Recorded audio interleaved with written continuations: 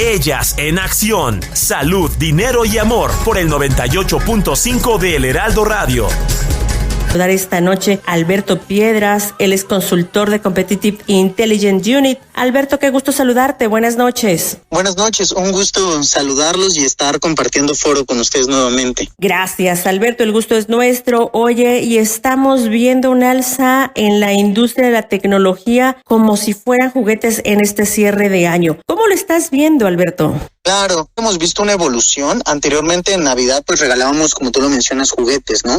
Pero actualmente las fechas especiales se han vuelto una oportunidad para dar regalos tecnológicos, ¿no? Antes veíamos el Santa Claus tradicional y ahorita estamos mucho con el Santa Claus digital, ¿no? Y esto claramente nos demuestra que la Navidad no solo es una época de festejos, sino que también se ha vuelto en una fecha muy relevante para la industria tecnológica, tanto en dispositivos como en servicios, que parte mucho de lo que tú mencionas, de que estamos regalando dispositivos electrónicos como herramientas o como consolas incluso, ¿no? En el caso específico de los smartphones, durante este cuarto trimestre se desplaza el 34% del total de los smartphones que se venden en el año. Es decir, aproximadamente 3 de cada 10 celulares que se venden en todo el año se venden en el periodo de noviembre a diciembre aproximadamente. Alberto, muy buenas noches. Te saluda Romina Román. ¿Y a partir de qué edad y qué tan conveniente es regalarle este tipo de dispositivos? Por ejemplo, celulares a los niños. Estamos viendo además también que 6 de cada 10 pequeñitos tienen problemas de la vista por un sobreexceso de los dispositivos. Claro, desde mi punto de vista la edad ideal para hacer estos regalos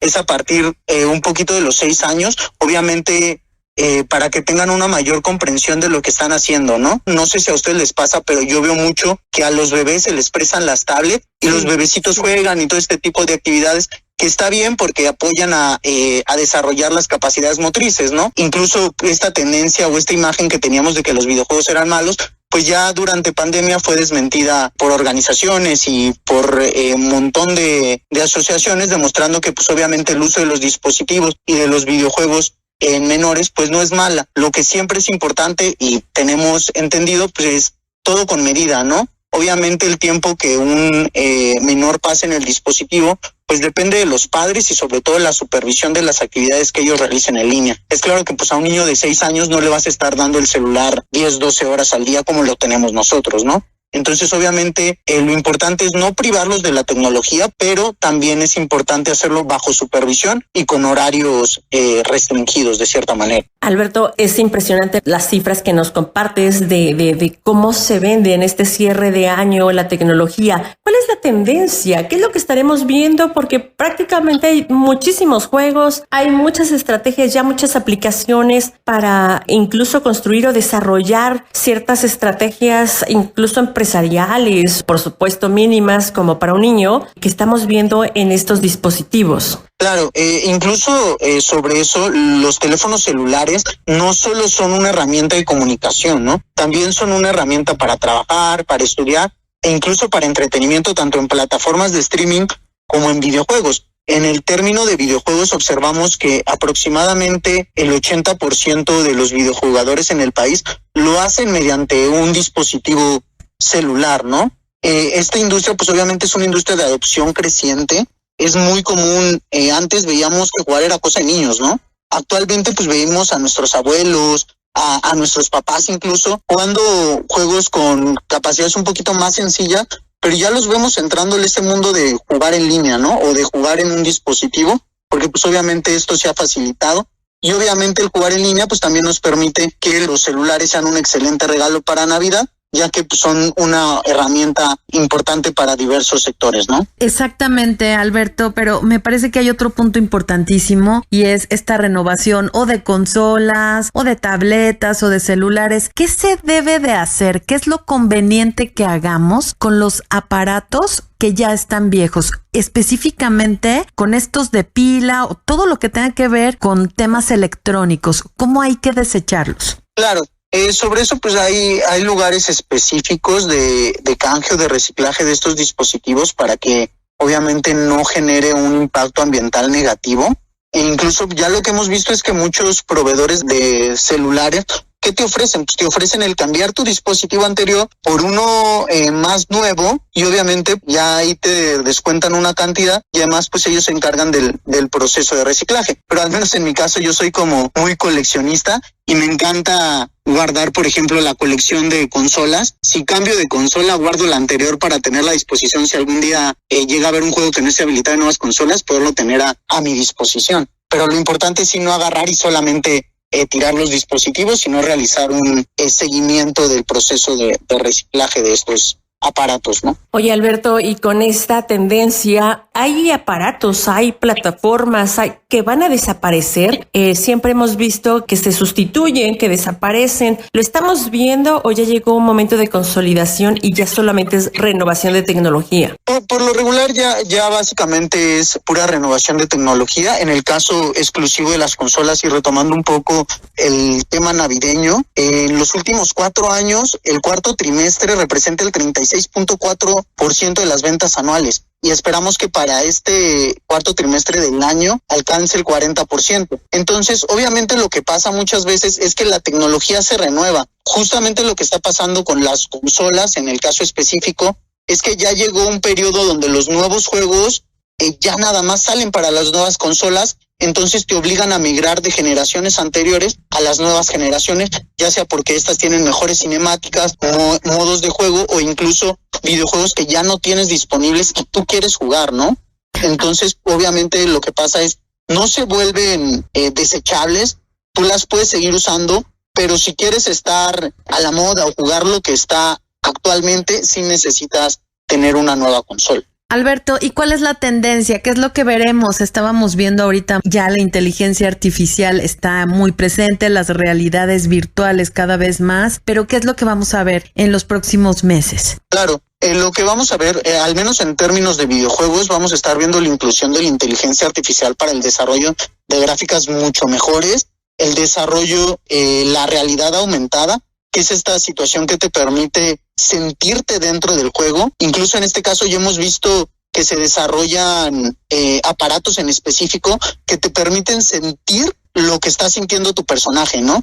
Entonces esto obviamente genera una experiencia mucho más inmersiva en el juego que te hace sentir, y obviamente al tú estar más familiarizado en todos los sentidos y en todas las sensaciones con un juego, lo que hace es que lo adoptes de una mejor manera, ¿no? También en términos de smartphones lo que estamos viendo es el cuarto trimestre siempre es un periodo de alta estacionalidad, donde lo que provoca es que se genere un consumo mucho mayor en tecnología, y además de que el consumo sea mayor, se gaste más. Es decir, por ejemplo, en el tercer trimestre gastas aproximadamente 4,400 pesos en un equipo, y en el cuarto trimestre se espera que gastes aproximadamente 4,600.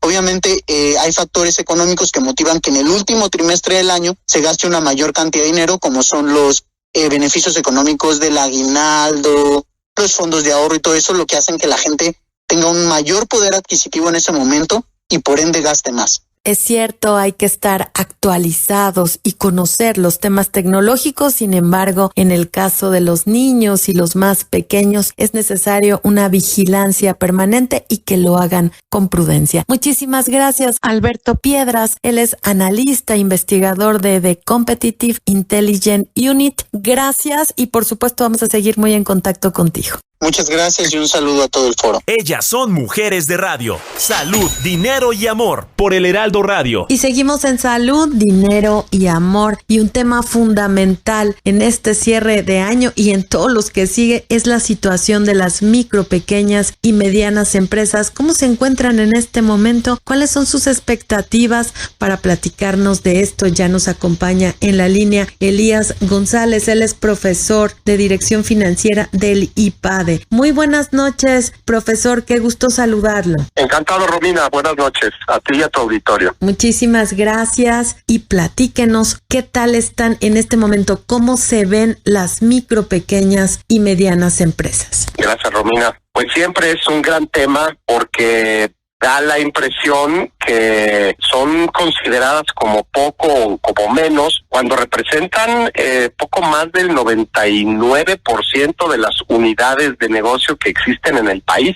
Son por mucho las mayores empleadoras y generadoras de riqueza del país. El problema que enfrentan es que, siendo pequeñas en su tamaño de ventas y en el equipo de personas que necesitan para operar, pues enfrentan una cantidad de retos muy importante al momento de competir y de hacer negocios con otros actores de forma asimétrica, es decir, con otras empresas que tienen pues un poder de negociación mucho más fuerte, con otras entidades que tienen pues unos alcances económicos mucho más fuertes. Yo te diría, sin tratar de extenderme demasiado, que enfrentan una serie de problemas y de retos pues muy complejos. Te diría que en este momento, dada la coyuntura, pues está este efecto de la incertidumbre que generan los factores macroeconómicos y temas de inseguridad. De forma estructural, te diría, pues el reto, y además agregado de forma editorial por mi experiencia personal como fundador y director de algunas pymes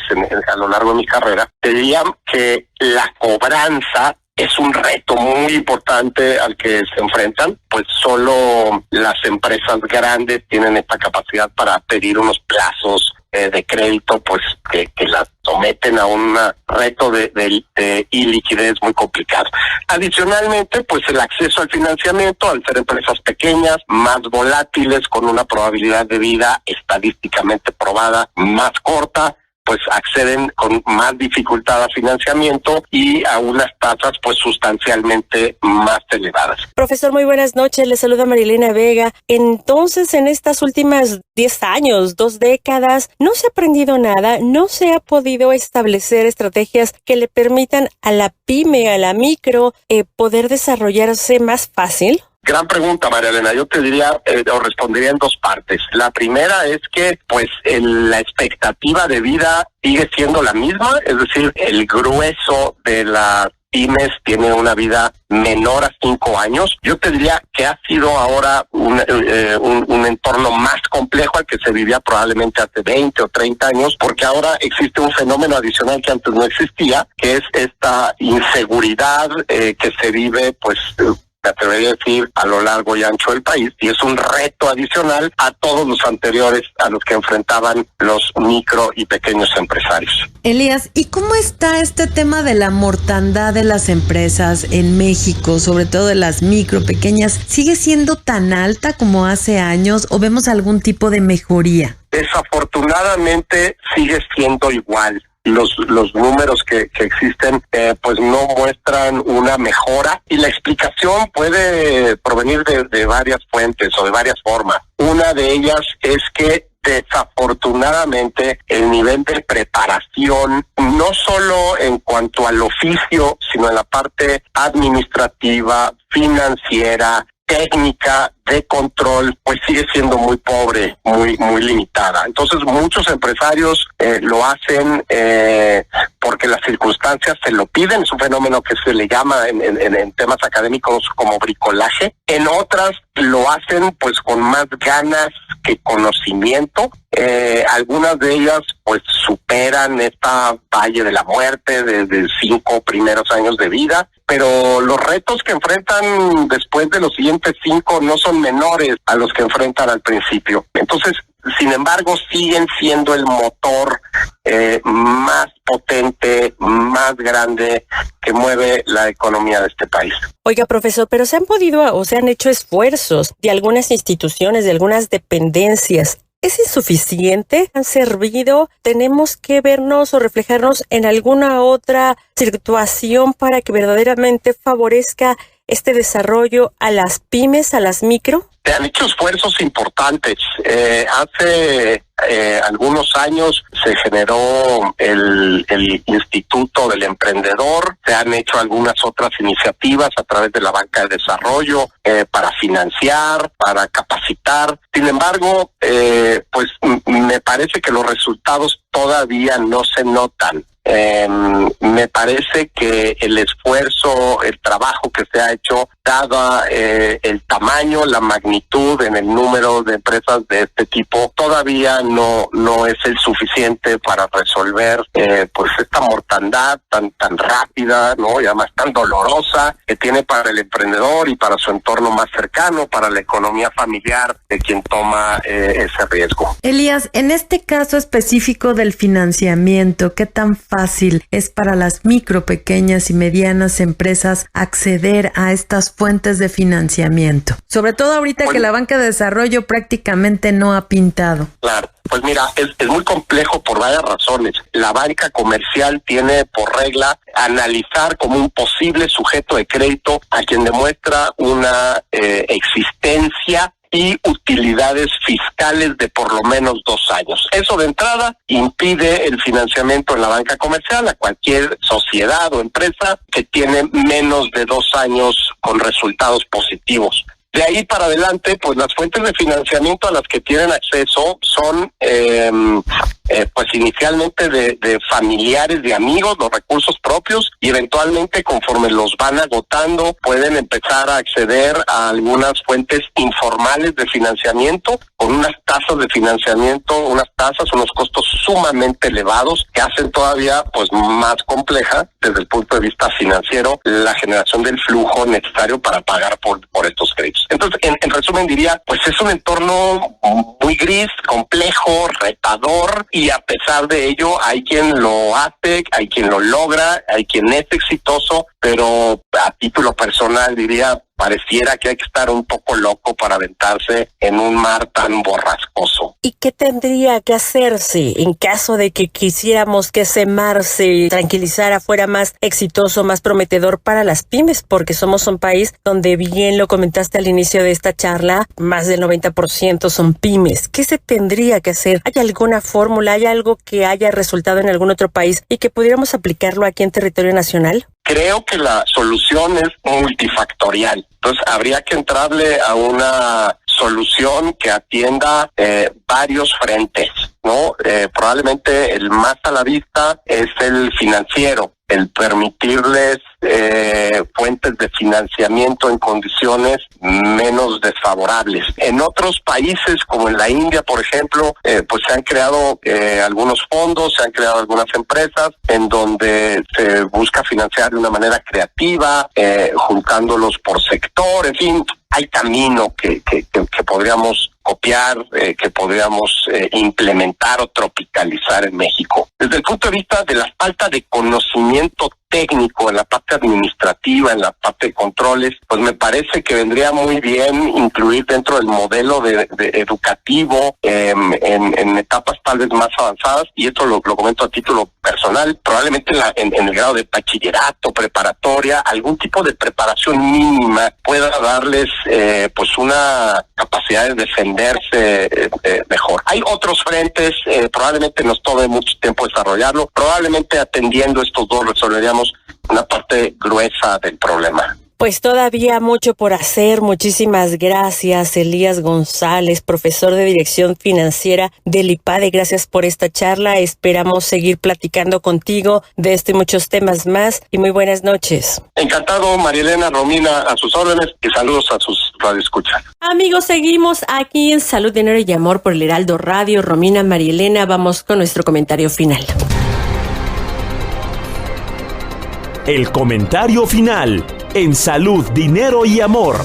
Nos encontramos en la recta final de su programa Salud, Dinero y Amor. Gracias por habernos acompañado en este lunes 9 de diciembre. Si usted todavía va en el tráfico, a tener calma, estos días serán así y las temperaturas pues siguen bajando. Así que a cuidarnos muchísimo. Soy Marilena Vega y con mucho gusto contestamos preguntas de ustedes. Es recurrente esta pregunta y aquí la planteamos. ¿Es conveniente en estos momentos retirar o hacer algo con nuestras inversiones? La respuesta corta es no. Lo importante es mantenerlo. Es cierto que viene un año pues complejo de volatilidad, un 2025 incierto, principalmente lo que nos comentan los especialistas economistas es que los primeros 6 meses será complejo y de volatilidad, así que tener calma y lo mejor es no mover nuestras inversiones porque podríamos ahí perder cierta, pues obviamente plusvalía que hayamos ganado en años anteriores. Hay que tener calma cuando las inversiones son de largo plazo. Bueno, pues esto tenderá